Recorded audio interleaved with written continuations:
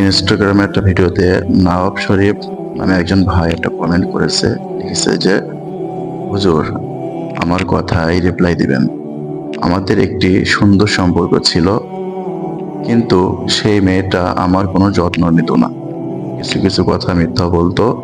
আবার আগে একজন এর সঙ্গে কিছুদিন সম্পর্ক ছিল, তাকে ফটো দিয়েছে। সেই মেয়ে আমার জীবনে আবার ফিরে এসেছে। এখন সে আমাকে সময় দেয় না, সময় থাকলেও কথা বলে না। তার ইচ্ছে মতো কথা বলে, আবার ফোন করলে ফোন রাখছি বলে ফোন রাখবে না, হঠাৎ করে ফোন রেখে দিবে। আমি আর এইসব সহ্য করতে পারছি না।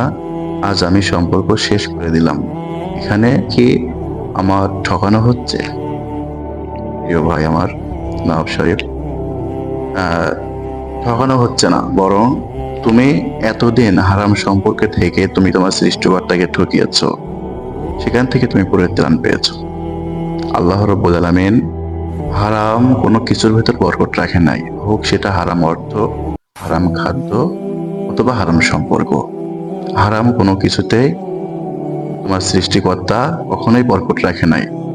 তুমি বিবাহ বহির্ভূত যে সম্পর্কে জড়িত ছিলে, নিঃসন্দেহে সেটা হারাম, এবং তার মধ্যে তোমার মানসিক কোনো শান্তি থাকবে না, তোমার কোনো বরকত ওর মধ্যে থাকবে না, এটাই স্বাভাবিক।